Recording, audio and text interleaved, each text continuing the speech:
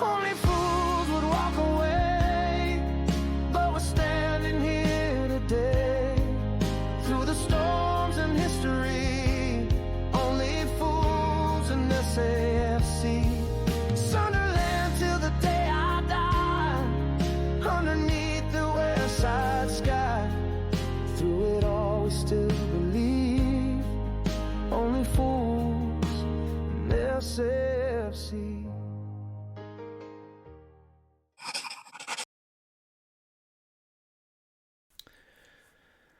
Well, hello, how we're getting on? Hope you're alright. So we're back again with another video, the match preview of our up-and-coming game on Saturday at the Etihad against Manchester City.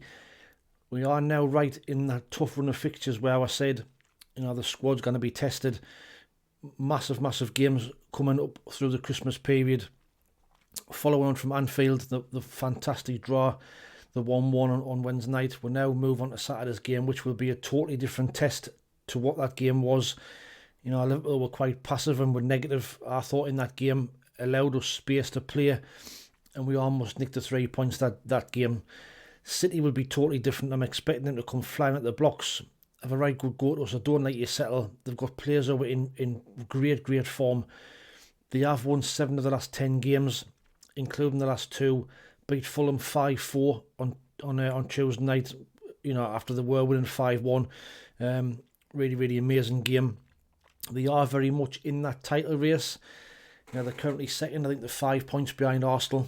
They've played 14 games. They've won 9, drew 1, lost 4, scored 32, conceded 16. They say they're on 28 points to 5 points behind Arsenal. But just to put that into context, you know, 6 of those 16 goals they've conceded have been in the last 2 games. 2 against Leeds and, like I say, 4 against Fulham during the week. Those 32 goals what they've scored, you know, it does make them a top goal scorers in the league, mainly due to a certain Mr. Haaland. He's not too shabby, is he? You know, the bloke's simply a machine, goal scoring machine. Absolutely unbelievable record since he signed for City. Got 144 goals in 165 games. He's just beaten Alan Shearer's record of the fastest ever 100 Premier League goals. Beat that by 13 games. I mean, what an achievement. I mean, in total his career, 365 games, 299 goals. He needs 1 goal to reach 300. You know, and you wouldn't bat against him. Getting that against us at the weekend, like I say, them stats are just unheard of. He's a one-off. He really is a one-off. His international record's just as good as that.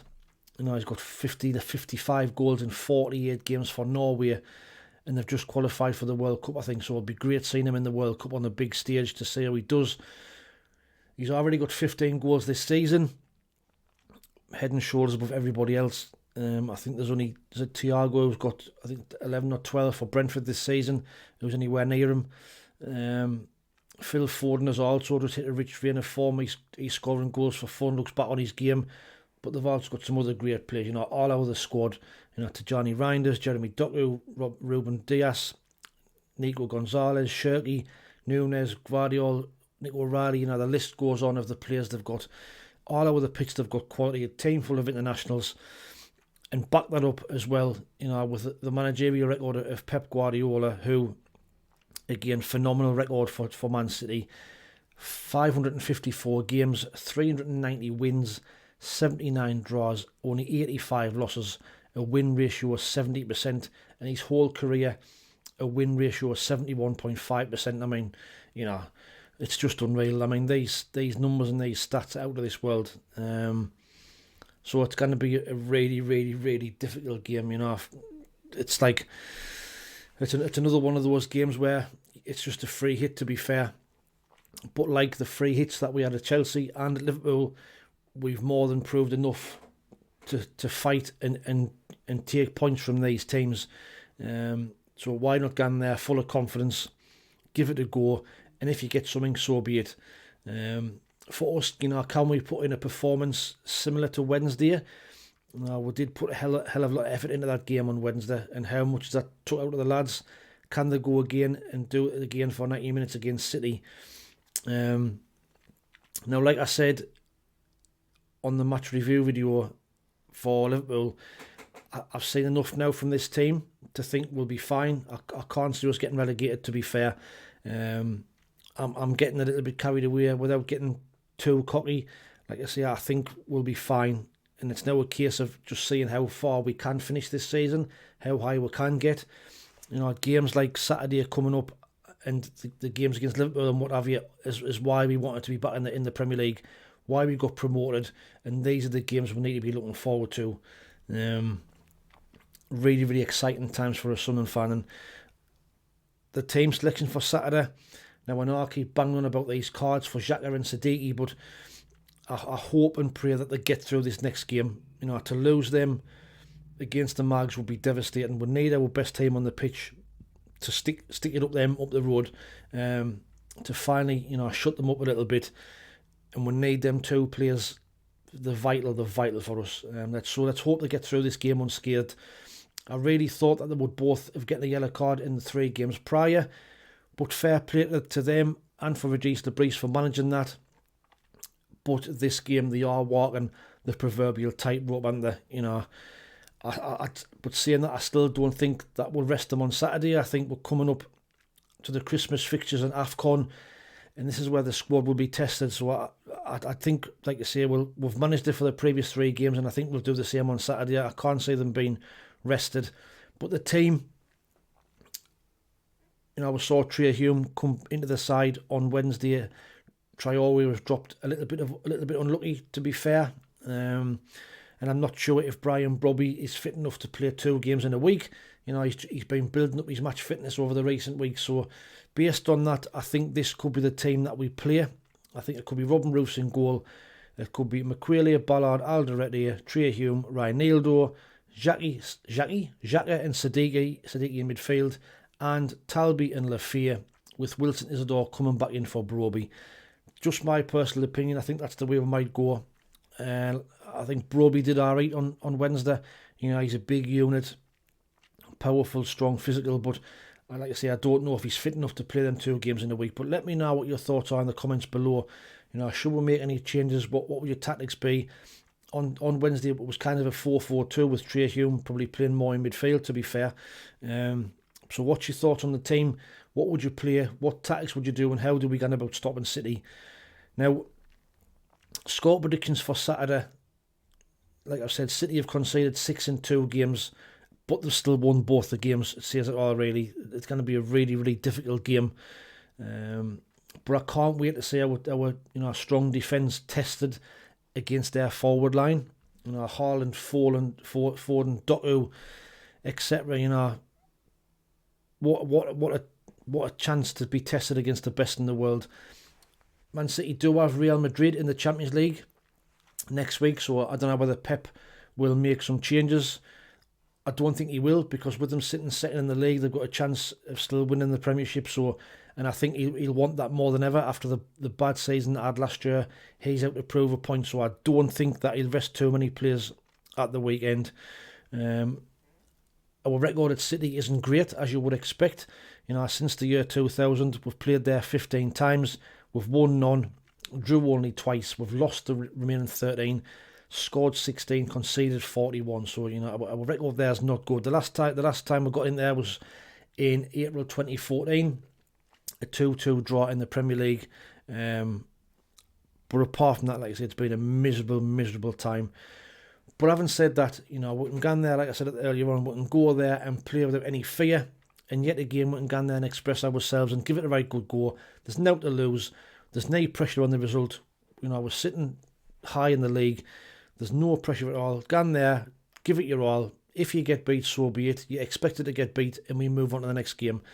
But I'm going to be positive. I'm going to be optimistic, and I'm going to go there, and I think we'll get a Desmond. I'm going to go Sunderland to get a 2-2 draw. So Manchester City 2, Sunderland 2. Positive result, another draw to set us up for the Mags game next Sunday. But submit yours in the comments below. What do you think the score will be? Chance to get on that leaderboard for the score competition. Now, the update on that from the previous 2 games, a whopping 26 people predicted a win against Bournemouth and get 2 points each. Nobody got the 3-2, so nobody gets the 5 points. And then on Wednesday, 12 people predicted a 1-1 draw. So fair play to them. So Alex Dixon, Brian Greener, Charlie McKeever, Chris Carter-Jackson, Gary Hoyle, John Ruddock, Mark Aki, Neil Dembry, yours truly, Peter Smith, Stephen Smith and the Man of the World all get 5 points each. And a further 5 predicted the draw and get 2 points each. So Richard Waite, D Hall, David Edwards, David Jackson and John T, which makes the overall scoreboard looking like this. We've now got new joint leaders. Last year's winner, John Ruddock, my good mate there, he's joint top again along with Peter Smith on 23 points. You've then got Alex Dixon, Only Fools and SAFC, I don't know who that is, Brian Greener, Chris Carter-Jackson, Mark Aki, Stephen Smith, Man of the World, Tony Huntington, Gary Hoyle, David Jackson, Elizabeth Eyre, Steve SM68, Stuart Mack, Richard Waite, Ray Knight, John T and Neil Dembry. They are your current top 10 in the leaderboard. So remember, you must be a subscriber and only the predictions in this video will count towards that competition. So get them in the comments below. On subscribers, we're now only 88 subscribers away from that 5k. So close to that landmark figure.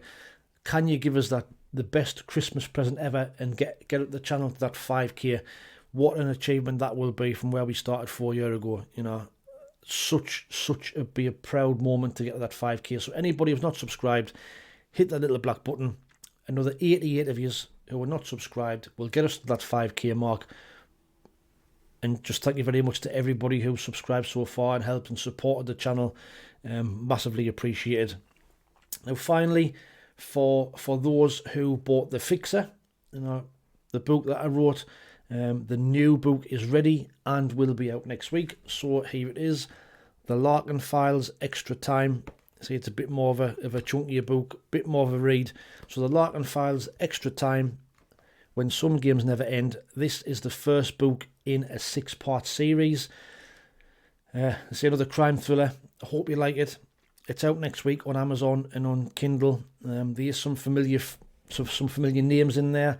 So we've got Leah Quinn, who's the investigative journalist, Trigger, whose real name is Joe McAteer, DS Colleen Ball, Bill Montgomery is a disappeared fan, and Danny Larkin is the main character.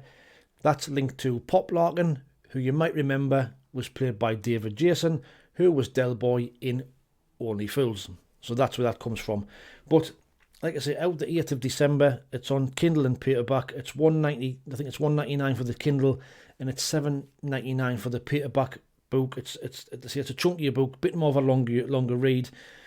If you have bought the Fixer, I'd be really grateful if you would leave a review. There's also there's already a good review on there. Massively helps people, you know, get to see it. But like I say, Larkin Files is out there. If I get to 5k, I might give this copy away to somebody as part of a thank you. But I keep an eye for that. I'll post a link in the comments below to Amazon, so you can pre-order ready for the 8th if you want it. But right, that's it from me. Hopefully anybody travelling down to City has a really good time. You know, Etihad Stadium, great time to be alive, great time to be a Sunderland fan. Enjoy your day. Come back with some points if you don't mind ahead of Christmas. Let's get ready and let's get set up for the Mags game next week and stick it up them. But in the meantime, please like, share, subscribe and hype to the channel if you don't mind. Thanks for watching. Take it easy, stay safe, and we'll see you in the match review. Ta-ra. Sunderland's where we live. Fight with pride.